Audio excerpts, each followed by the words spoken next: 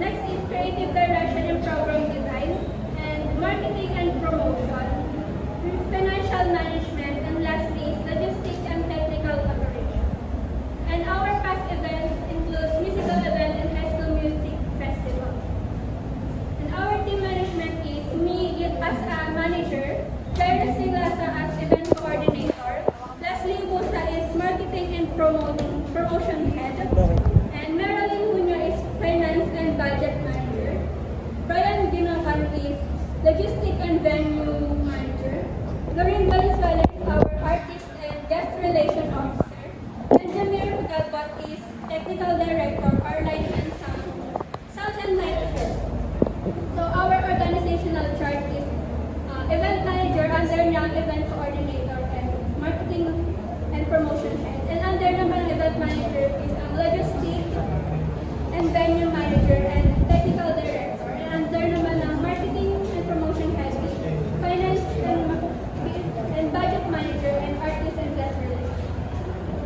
So our letter of For our letter of intent, on June 16, 2025, Mr. Sebastian Santos, our principal at Parañaque National High School at San Dionisio, Parañaque City. Dear Mr. Sebastian Santos, greetings of peace. Freedom Production is pleased to present this proposal for the music festival to be held at Parañaque National High School. This event aims to highlight the exceptional musical talents of students, encourage creativity, and not only showcase artistic excellence but also serve as an inspiring platform for students to grow in confidence and skills. We are dedicated to bring vision to life and ensuring the music festival is not just a success but also a memorable experience for participants, smooth flow of activities, proper coordination, and meaningful celebration of music. Thank you for considering Rhythm Production as your event partner.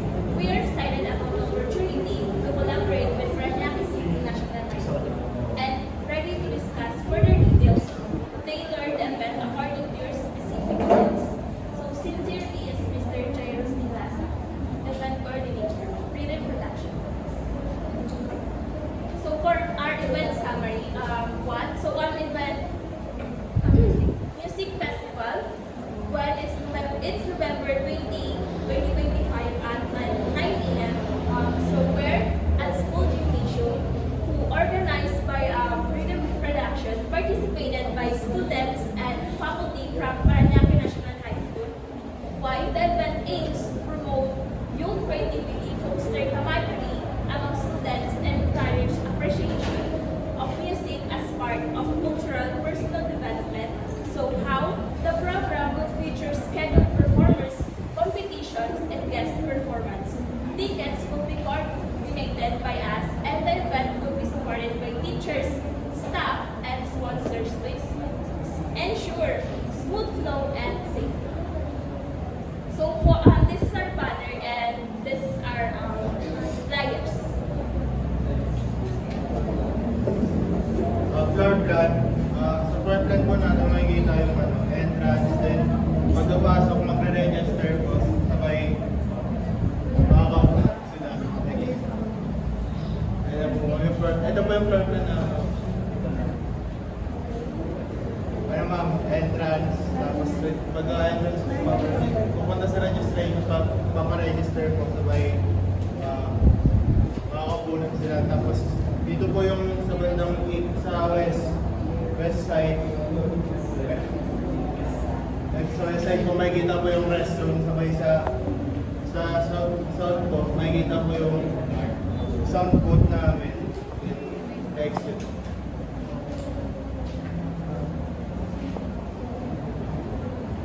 Kasi nito yung mga Parañaque National High School.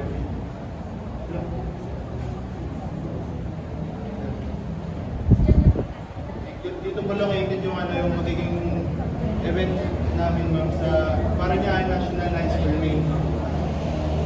Guys, program.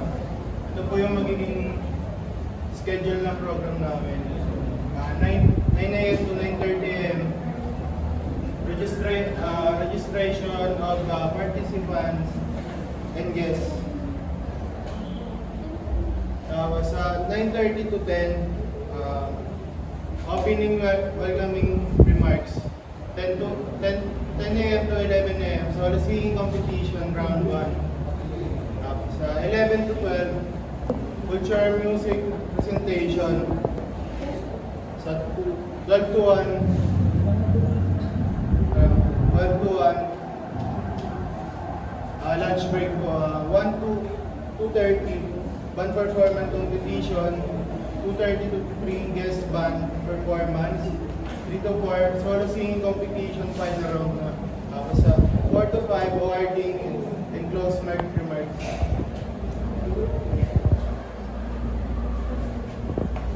So for our proposed options naman po, we have two options po para po sa venue setup options. The first option po is theater style venue.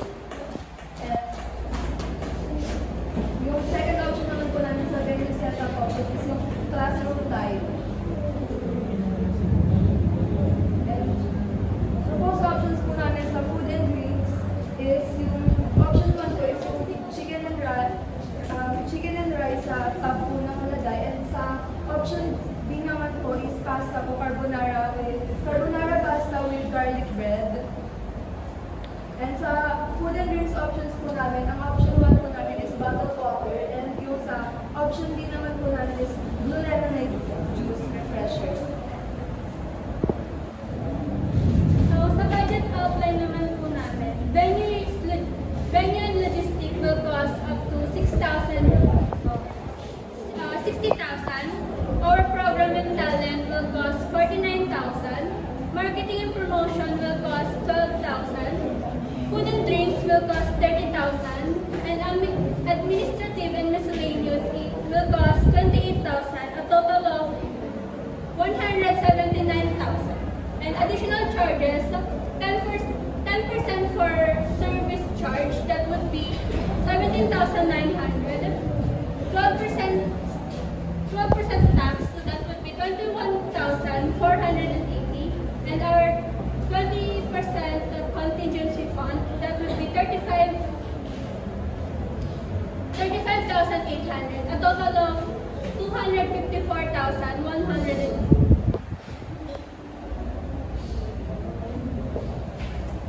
So next is the suppliers quotation on food company. So for particulars is food and drinks. So for food, the quantity of 80 drinks is 20. So for food, it costs 20,000 and that would amount of 25,000. For drinks naman is 5,000 na nagka-cost din ng 5,000. The total of 30,000. While decor company is for stage setup design, 15,000, that will be the cost. And for the amount is 50. For sound system, that costs 20,000 and the amount of it is 20,000. While lighting spotlights is 12,000 and that would amount of 12,000 then. So chairs and tables, 8,000.